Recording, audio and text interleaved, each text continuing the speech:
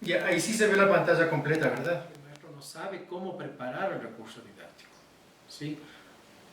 No se plantea objetivos a lograr. No hay los criterios técnicos, no tiene criterios técnicos de selección como tonos, el tamaño del texto, ¿ya? O la forma en la aplicación, ¿no es cierto? Los docentes cantan con los alumnos, etcétera, ¿sí? O qué cuidado hay que tener en cuenta con este recurso didáctico llamado canción, ¿ya? Y las entrevistas, en cambio, lo que lograron hacer es que confirmaron lo que yo expuse en el marco teórico, ¿no es cierto? Uno, ajustar las melodías a las unidades de trabajo, ¿ya? O sea, no se puede, por más hermosa que sea una melodía, por más de que nos guste, por más de que esté de moda, tiene que regirse a unidades de trabajo. Si no, no tiene sentido el uso de la canción. Podría ser una actividad lúdica, libre, sí, pero no es parte de toda la estructura educativa, que es lo que debería lograrse, ¿ya? Que el repertorio no vaya a forzar las capacidades de los estudiantes, o sea, que no tenga un registro muy alto, que no se obligue a gritar a los chicos, ¿no es cierto? Que no se les diga canten más fuerte, que su duración, ¿ya?, no sea enorme, sino utilizar letras pequeñas, que permitan una buena respiración, que permitan una buena, ¿cómo se llama?, una buena articulación. La otra, el maestro no debe cantar con los estudiantes, ¿sí? Al contrario, más bien debe promover el canto a capela. ¿Por qué? Porque el canto es una forma de fomentar la identidad. Uno, dos, estimular el oído interno, ¿ya?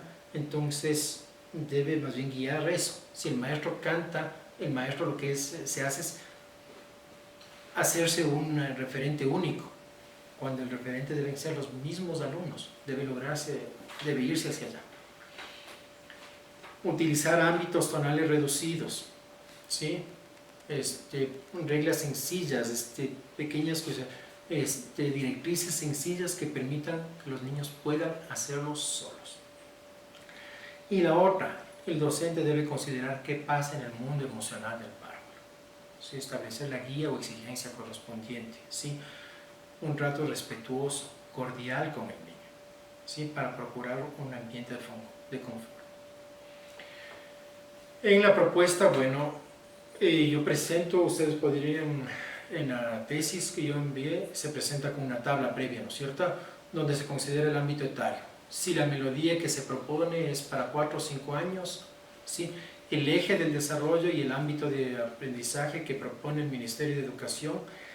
Aquí no lo escribí, pero también están los tópicos, ¿no es cierto?, porque por ejemplo puede ser convivencia o puede ser identidad.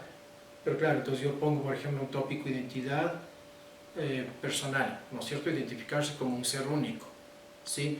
Ese es un tópico. Lo otro, identificarse como un ser único, pero con relación a los otros, ¿sí?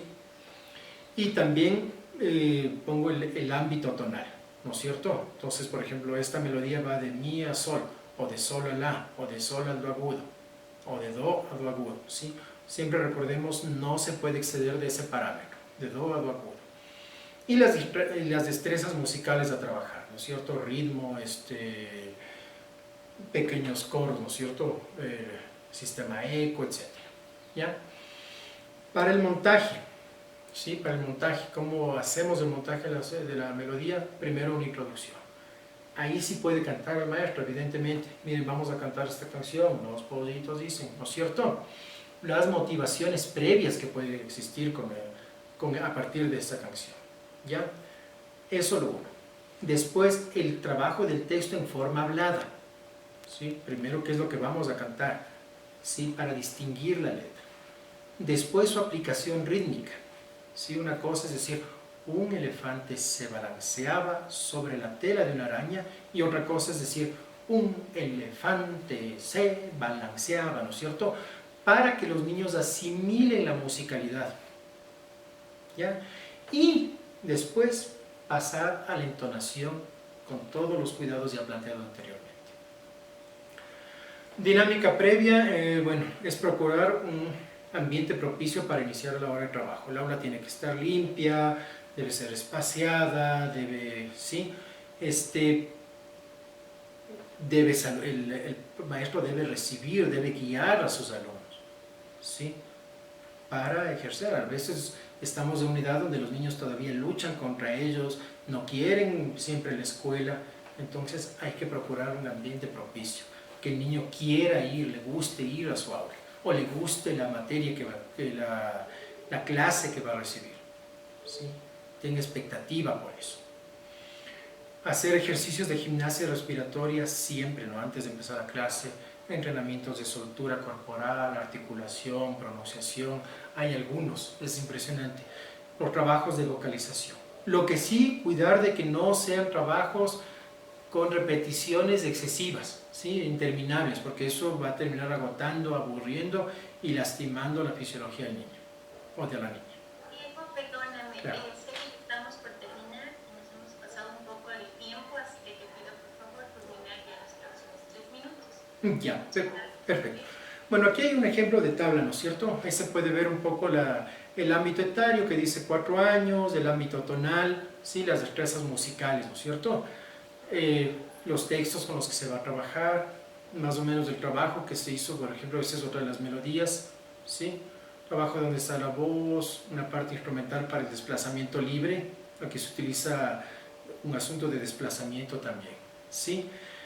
Se puede ver, por ejemplo, el trabajo ya guiado de eco, ¿no es cierto? Unísono, eco, unísono para una canción de 5 años y eso. Y con esto concluyo, ¿sí? Bueno, la primera, la canción es un recurso didáctico, ¿sí? Por tanto, debe ser planificado, ajustarse al currículo, ¿sí?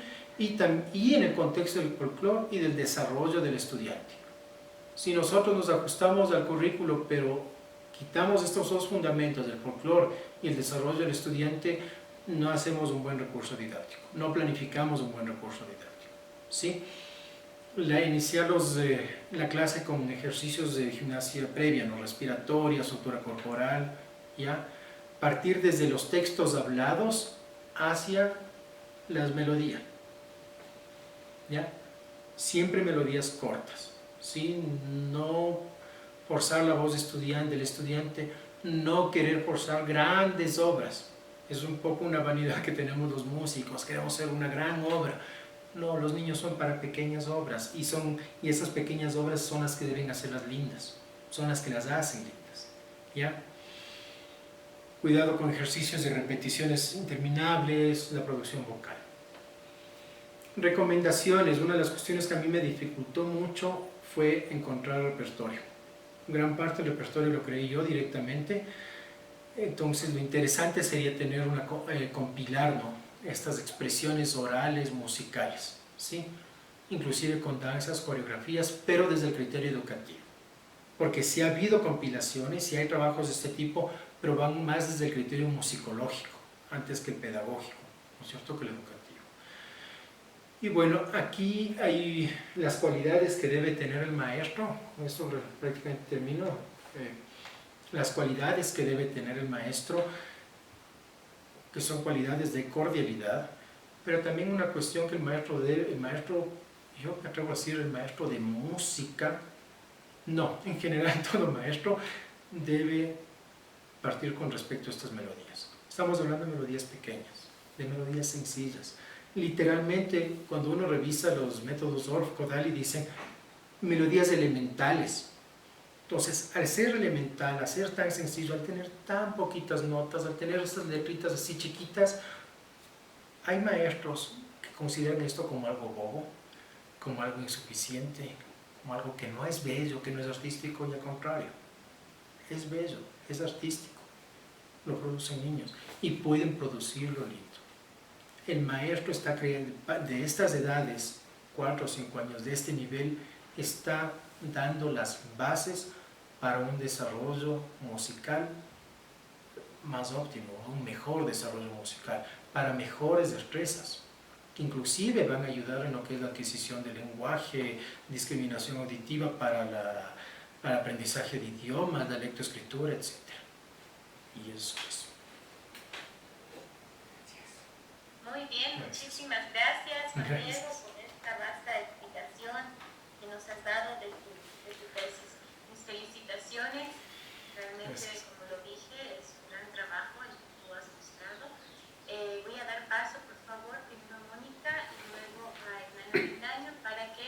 procedamos como miembros del tribunal a realizar sus preguntas en espacio de 10 minutos a cada uno. Adelante, Mónica. Ya, muchas gracias, Elita. Te felicito, Juan Diego, por tu exposición. Ciertamente fue un trabajo arduo porque te metiste como en varias aristas, ¿no? Y complejas como la filosofía inclusive. Sin embargo, sé que eso es un reflejo de toda tu búsqueda como persona y como docente.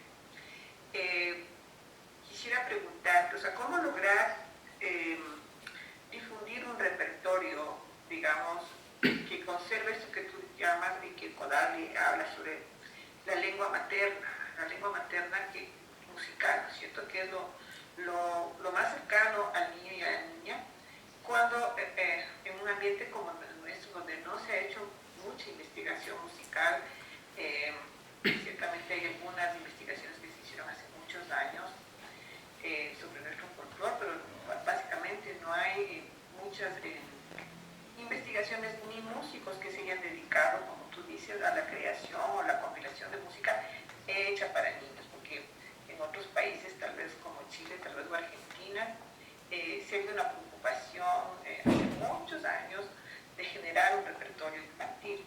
Entonces, ¿cómo logramos para un profesor, digamos, que no tiene mayor conocimiento de música, promover este acercamiento a una lengua materna si no hay el repertorio, si no hay esta fundamentación? Bueno, parte de eso yo creo que debe partirse del maestro. Uno de los textos que yo utilicé es el de Jaime Mola, que publicó la editorial Casals. Literalmente es todo un programa de música bien interesante que hizo el padre Mola. Y él dice, si no tenemos esto, tenemos que crearlo. Y lo dice así. Es interesantísimo porque él dice, si no tenemos inclusive instrumentos, tenemos que crearlos. En esas épocas habían las botellas y eso que podían, dice, si no tenemos güiros, utilicemos botellas con una pinilla, o sea, el maestro ahí tiene que ser súper activo en ese sentido. Y desde ese punto de vista, el maestro también debe ser un investigador. Helga Lanzi, que es otro de los textos que utilizo, ella dice, y me parece que también Montse Sanoy, Montse y Conchita Sanoy, ellos explican, dicen, el maestro debe investigar activamente, constantemente, o sea, debe componer si es necesario, pero además debe hacer los arreglos, debe hacer adaptaciones y literalmente debe investigar, o sea, debe investigar qué saco música de Cayambe, qué puede encontrar de aquí, música de tal sitio y eso, ¿sí? Eso por un lado, o sea, yo creo que necesariamente hay que partir de ahí. O sea, el maestro sí debe ser activo. Esta vez yo no lo expuse aquí en la exposición que hice, pero en la ¿cómo se llama? En la tesis yo pongo un gran perfil de lo que debería ser un maestro de música, ¿no es cierto? Entonces, parte de eso es ser investigador. Y la otra que yo pongo en la recomendación es que en verdad sí se necesitaría una institución. Lo ideal sería que el Estado apadrine esa institución, o sea, considere desde otro punto de vista dónde compile esto, ¿sí? Hay, como digo, hay investigaciones. Yo utilizo el Chigualito del arroz con leche. Ha sido una adaptación al Chigualito que lo cantan en Manabí. Ese es un estudio musicológico que hizo, me olvidé el nombre, y que se hizo en esos años recientes. Es una musicóloga manabita que lo hizo, ¿sí? Y entonces, o sea, a partir de ahí se puede recoger de ahí. Quizás no cantar toda la melodía, quizás cantar solo una parte, pero justo ir compilando. Y en ese sentido, ¿por qué digo que tendría que ser el Estado, una institución lo suficientemente fuerte? Porque estas son las que permiten la difusión, la masificación. ¿Sí? Gracias. Me queda una duda en lo que mencionabas, en la que dices que el maestro no debe cantar junto con sus alumnos. ¿Te refieres a los maestros varones o en general? En general. Porque realmente los niños aprenden por imitación y los maestros somos el modelo a imitar, ¿no es cierto? Entonces no entiendo cómo lograr que los niños logren cantar si no cantan con sus maestros. Bueno, es cantar simultáneamente. O sea, el maestro podría, por ejemplo, empezar a ver, porque inclusive en la metodología digo, a ver, primero canta el maestro, canta la melodía directamente, ¿no es cierto? Entonces, por ejemplo, yo hago esa melodía que es en quichua, en shuari, en castellano. Hola, amigo, tu rasha ami, yuri mana llama, sí, ¿no es cierto? Entonces empiezo con eso. Esa es la primera parte. Sí, entonces, el maestro ya ha cantado ahí. Ahora sí empieza la repetición, justo para que el alumno vaya imitando, ¿sí? Lo que no debería hacer es cantar simultáneamente, ¿sí? Es cantar simultáneamente. Porque el principio que es que el niño aprende a escucharse él mismo. Entonces, inclusive en las presentaciones, y uno ve, por ejemplo, cuando hay las grandes presentaciones corales, el maestro está, dale, dale con la guitarra, y él está cantando, dale, dale, dale, dale, dale, esto por aquí, por acá. ¿Sí? O sea, ya no es una guía, no es que dice tal parte, mientras sigue, mientras el alumno ya lo resuelve solo, sino que lo está haciendo con el alumno. Y el maestro además, cuando hace esos, llega a hacerse hasta un mal referente. En el caso del maestro varón, por ejemplo, esto es bien interesante, los varones tenemos un octavo más abajo. Entonces, para ser un buen referente tonal, comenzamos a hacer el falsete. Pero si hacemos falsete, estamos forzando la voz, entonces es una mala producción vocal, y eso es lo que comienza también a receptar el alumno. Entonces, bueno, un maestro, un varón debe hacer el falsete, ¿no? Claro. Tiene que aproximarse a la voz de los niños, pero sí, ciertamente lo que te faltó fue el canto simultáneo, porque es como que no quedó claro que nunca debe cantar. Entonces digo, ¿cómo aprende el niño si no está escuchando un referente, ¿no? Claro. Bueno, yo por mí estaría hasta ahí. Te felicito, como te digo, por esta gran vuelta que te diste por varios conocimientos, y yo creo que tu trabajo va a ser un gran aporte para los maestros en estas edades. Muchas gracias, Javier. Gracias.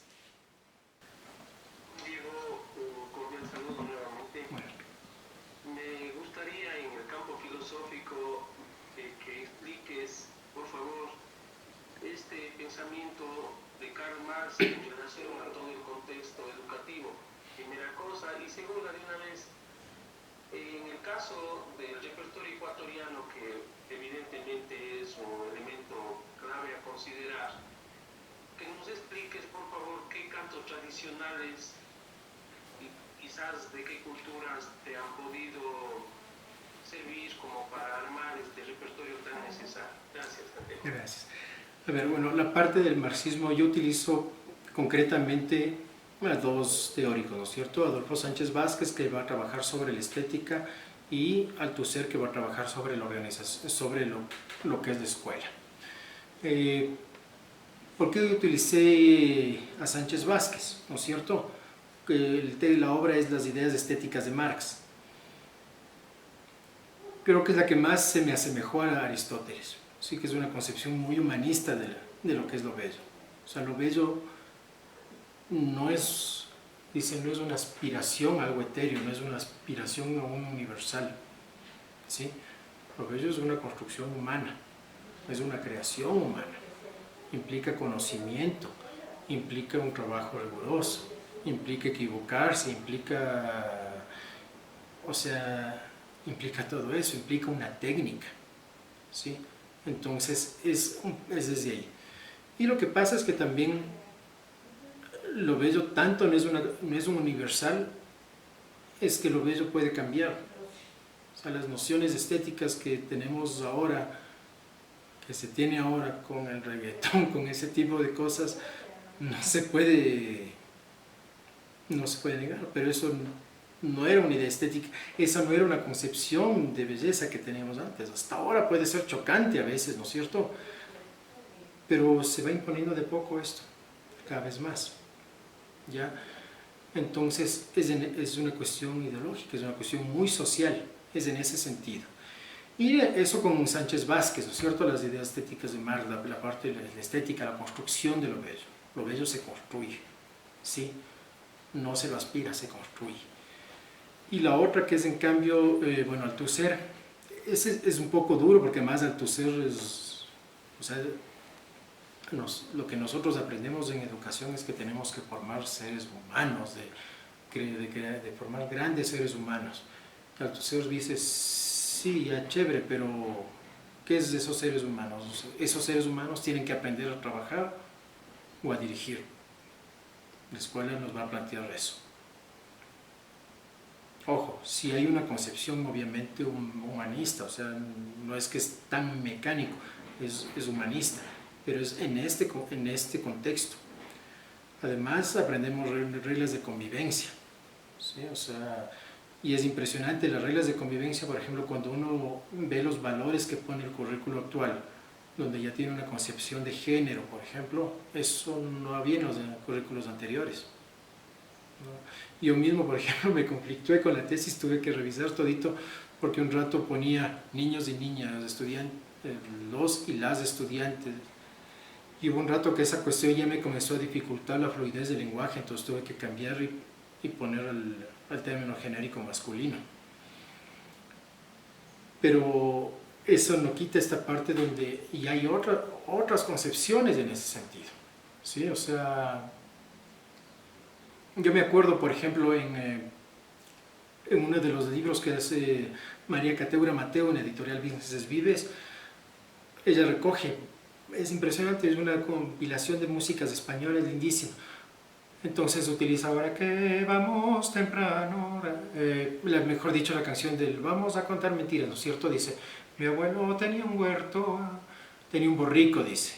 Pero un rato que dice la canción y al virar la calle le salieron los gitanos y los gitanos le robaron el borrico y le dejaron con los nabos. En toda la concepción que hay ahora de que no debemos discriminar, o sea, en ese sentido estamos planteándonos otra estructura ideológica y en ese sentido la escuela está educando en eso. O sea, ¿cómo educamos no discriminar y utilizamos esta canción?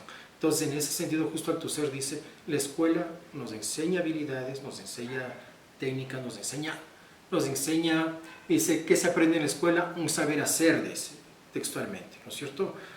O sea, enseña a trabajar, a calificar mano de obra y además a normas de convivencia adecuadas en la sociedad.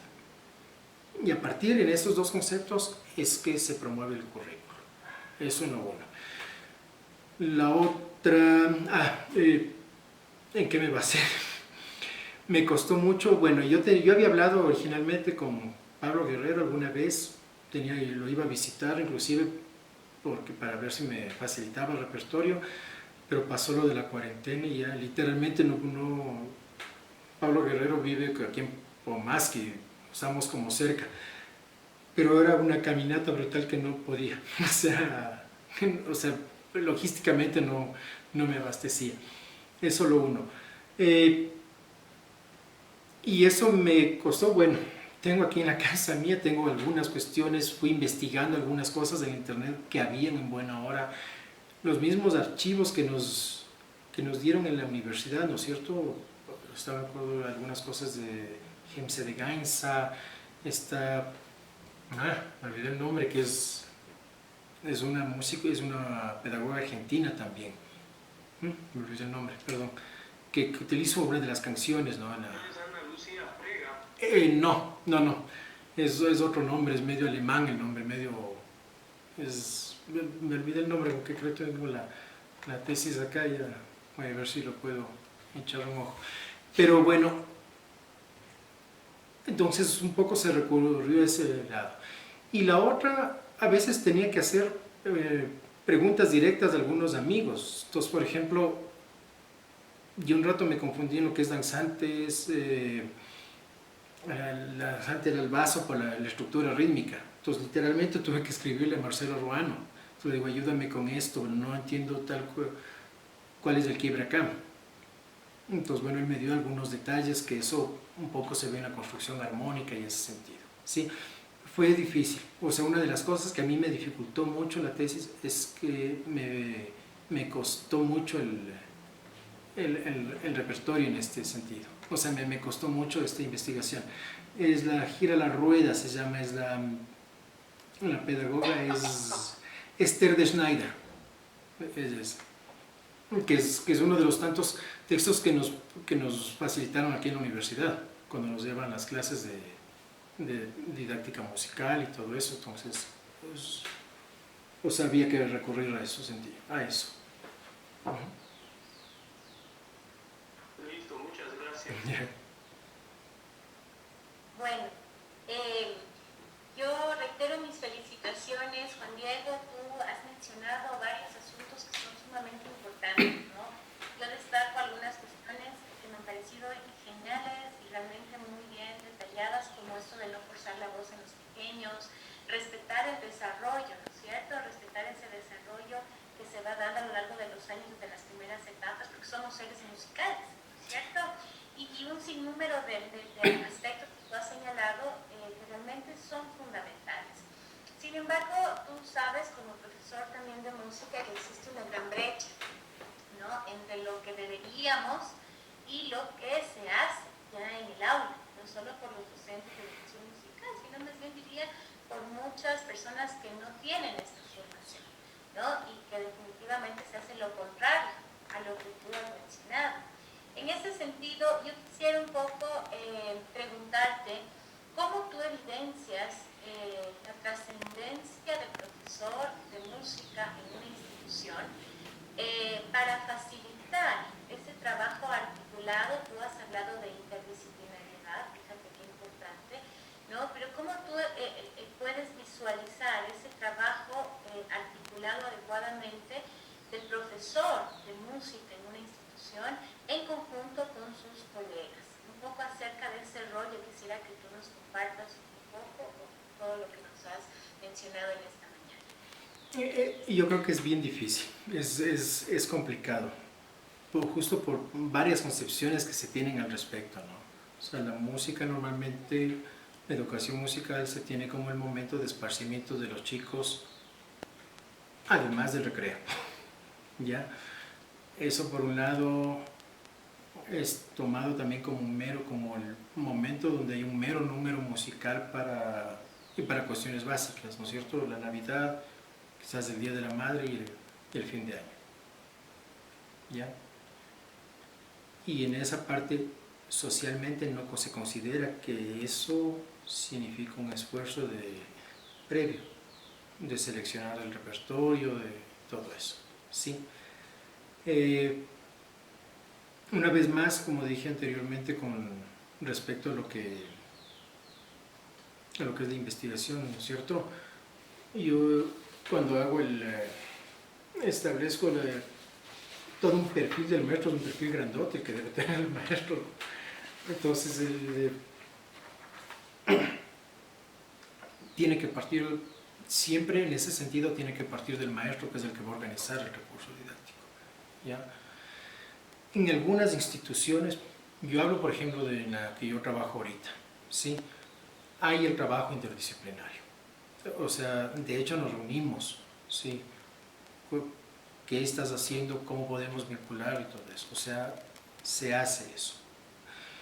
No sé en todas, por ejemplo, Evelyn Romero, cuando yo le hago la entrevista, ella dice, a mí la ventaja es que el colegio me deja hacer, entonces es mi clase y yo me resuelvo sola. Ella trabaja en el colegio menor. Entonces es chévere que el colegio permita hacer, pero en cambio justo se rompe esa parte de la interdisciplinariedad. Es una cuestión compleja, como digo yo, siempre ahí tiene que partir del maestro, ¿no? O sea, está el macrocurrículo, comenzar a trabajar, están las reuniones de área, o sea, están todas estas actividades institucionales que podrían permitir eso. En algunos casos, por ejemplo, cuando ahora yo trabajo dando clases de sociales, pero en las épocas que trabajaba el asunto de música, yo podía evidenciar determinados problemas de ritmo y que eso había que conversarlo, ¿no es cierto? Entonces trabajábamos eso en las reuniones respectivas institucionales, se trabajaba, no me puede distinguir estos parámetros, me está haciendo esta cuestión, eso. Y eso justo iba a desembocar en problemas que se evidenciaban luego. tenían problemas en la escritura, en la lectoescritura, en la adquisición de cómo se llama, la lectura, la parte visomotora, ese tipo de cosas, ¿sí? Pero es una cuestión muy difícil porque no se hace, justo en eso es totalmente cierto, hay una brecha muy fuerte.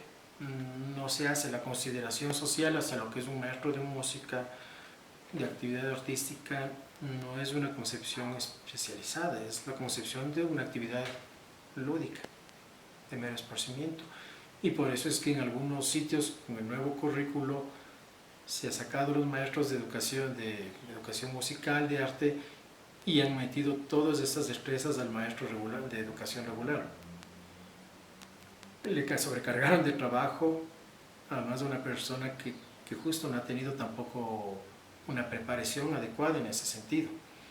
Entonces, sí, es una cuestión muy compleja a tomar en cuenta, requiere mucha diplomacia también en parte de los maestros para que se pueda llegar a eso y hacer respetar, ¿no es cierto?, el criterio musical. Esta tesis a mí me nace por una experiencia de ese tipo. A mí me impusieron un repertorio para final de año que no tenía nada que ver con esas edades. Y cuando yo lo dije, o sea, porque además lo digo, vean, es que hay este problema. La una era el verde manzana de Ricardo Williams, me acuerdo. Entonces digo, aquí me están haciendo estos portamentos, o sea, iba dando algunos casos y les digo, permítame hacer esto, yo hago la melodía. Es más, yo saco la letra, yo hago y frontalmente las palabras fueron, es que no quiero que salga bobo, va a sonar bobo. Entonces, esa es una lucha constante con la que uno debe hacer. Entonces, por eso yo digo, esta tesis yo la hice con miras, porque fue con esto que digo, esta gente además estudiada, o sea, no estamos hablando de maestros improvisados, estamos hablando de maestros que estudiaron y se notaba en su día a día ¿cómo se llama? Su pericia, su trabajo. Pero claro, como no sabían esto, cuando ellos estudiaban parvularia y hacen la actividad de expresión artística, les enseñan a tocar el cóndor pasa con flautas y ese tipo de cosas, y cuestiones básicas como el desarrollo vocal, el desarrollo del lenguaje, no se consideraba ahí. Entonces es algo difícil. Entonces tiene que partir mucho de la capacidad de negociación del maestro y también de la apertura institucional, porque si no es algo complejo, muy complejo. Muy bien, muy bien. Yo quisiera preguntarte además, ¿qué viene después de esto, Juan Diego? Has terminado tu tesis, las tesis normalmente sí quedan en un repositorio para iluminar o dar luz a otros, pero a mí me gusta mucho preguntar, en ese cargo de la Facultad de Ciencias de la Educación, tú como músico y pedagogo, ¿no?, muy pronto, ¿qué viene después de haber hecho semejante trabajo que tú has mencionado hoy? Yo un poco quisiera escuchar. Yo personalmente quisiera publicar mi trabajo. Fue un trabajo durísimo, o sea, como dice Moni, claro, un rato me dio un vueltón, y de no ser porque Mónica me frenaba cada rato, capaz que estaría hasta ahora haciendo el marco teórico. Era una bestialidad eso. Sí, entonces ahorita un poco lo que me planteo de forma personal es revisar por enésima vez la tesis. Ya, revisar nuevamente mi tesis y cómo se llama y publicarla, ¿no? O sea, corregir algunas cosas que creo que hay que corregir desde el punto de vista de la redacción, por un lado, del estilo, pero además desde el punto de vista, por ejemplo, haciendo esta revisión, cuando estaba haciendo la exposición, y había fallado en algunas cuestiones de Piaget, que digo, miércoles, ¿cómo puse esto? Entonces, tengo que revisar otra vez eso y corregir algunas cosas ahí. Quizás, en verdad, hacerle más concreta. Hay un rato que uno se atufa de tanta cosa que todo necesita como descansarle, pero sí revisarlo para hacer una cuestión como más asequible también. Y yo, como digo, con respecto a mi tesis quisiera publicarla, o sea, revisarla, corregir lo que haya que corregir, publicarla. Eso con respecto a la tesis. He tenido también varias, como se llama, aspiraciones de hacer un masterado, ¿no es cierto?, de continuar los estudios. Quisiera saber más sobre Kodali. O sea, creo que yo me basé mucho en el texto, en lo que había escrito Alejandro Zuleta, que es el pedagogo que lleva Kodali a Colombia. Pero en algunas cosas que a mí me pasaban de lo que es Kodali y eso, son unas cuestiones impresionantes que ni sé. O sea, es como muy general el asunto, ¿no es cierto? La música folclórica, adaptar el folclore a la parte educativa y ya. No, el trabajo con Kodali es espectacular, literalmente es espectacular. Y me acuerdo de tener una amiga en común que creo que tenemos todos, Varinka Valenzuela, me entregó unos vídeos donde ella vive en Francia de la aplicación del método Kodali. Solo el trabajo de dictado que hacen es impresionante. Es algo que yo, por ejemplo, no me lo planteé aquí, ¿no es cierto? Entonces a veces quisiera estudiar eso. Quisiera también saber, por ejemplo, no sé, un masterado también, quizás políticas públicas, ¿no? Un poco una parte burocrática de lo que es educación. Pero es como que me he planteado así. Ahorita además, bueno, también estoy como atufado, estoy como agotado, literalmente, intelectualmente estoy como cansado, entonces digo, a ver, quizás debo dejar esto un rato con estos objetivos, ¿no? Por ejemplo, publicar mi tesis, un masterado a largo plazo, o a mediano plazo, mejor dicho, y continuar a retomar mi música, porque yo, como digo, yo estoy dando clases de sociales desde el 2015 más o menos, no miento, desde el 2016, y es una actividad que me gusta mucho, la filosofía. De hecho yo retomé la filosofía, la historia es algo que a mí me encanta, pero en verdad mi profesión es la música, es la parte del arte, entonces sí quisiera hacer eso.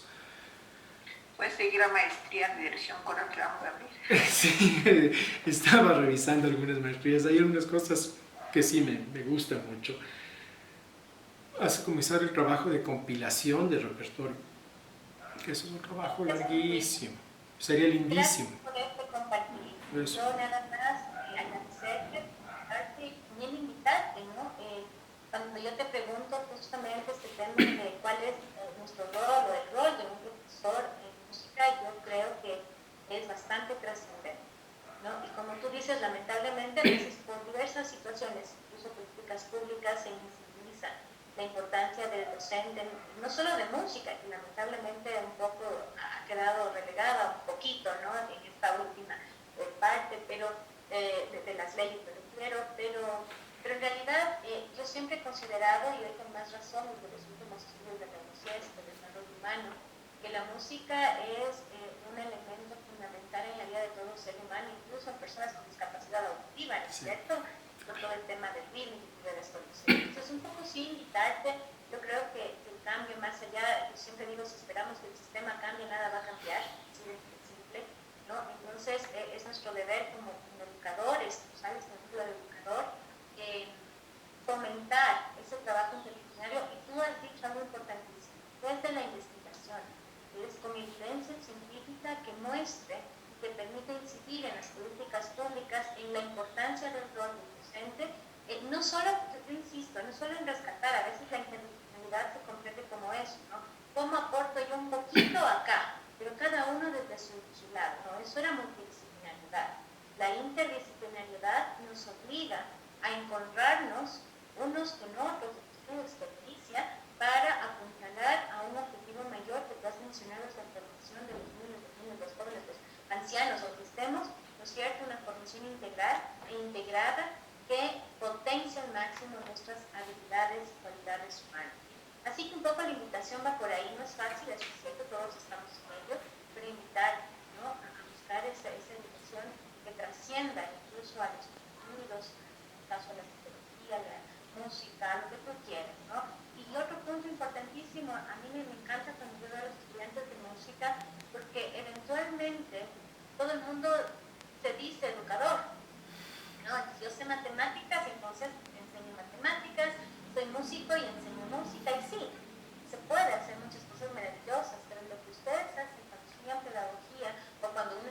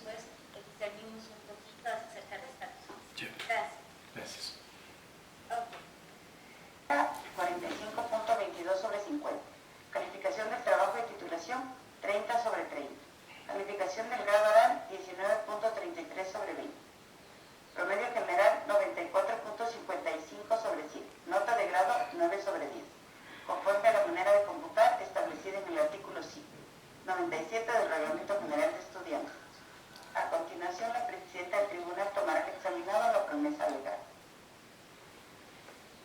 En nombre del pueblo soberano del Ecuador y por autoridad de la Constitución y las leyes de la República, la Pontificia Universidad Católica del Ecuador confiere a usted el grado de licenciado en Ciencias de la Educación, mención Educación Musical, por haber cumplido con los correspondientes requisitos académicos, legales y reglamentarios. Muchas gracias. Yo, Juan Diego Pérez. No se te escucha. Perdón. Sí. Muchas gracias. Yo, Juan Diego Pérez Ponce, prometo como licenciado en Ciencias de la Educación, mención Educación Musical, cumplir con la Constitución y las leyes de la República y permanecer fiel al espíritu de la Pontificia Universidad Católica del Ecuador. Si así lo hace, Juan Diego, que la universidad y la patria lo premien. Caso contrario, lo demande. Felicitaciones. Gracias. Estás graduado. Muchas gracias. Gracias. Muchas gracias. Bravo, felicitación. Gracias, muchas gracias. Muchas felicidades. Felicitaciones. Gracias. Es un agradecimiento enorme por haberme aguantado tanto tiempo. Gracias también por la paciencia y muchas gracias por las palabras. Muy agradecido. Muchísimas gracias. Y bueno, ojalá termine esto rápido para vernos personalmente. Muchas gracias a toda la universidad, verdaderamente. Gracias. A tomar un respiro. Sí. Sí. Gracias. Un abrazo. Gracias. Muchas gracias. Adiós. Adiós. ¡Feliz cumpleaños! No me salió el salto. No, licenciado. Ven acá. Dile felicitaciones, tío. 9 sobre 10.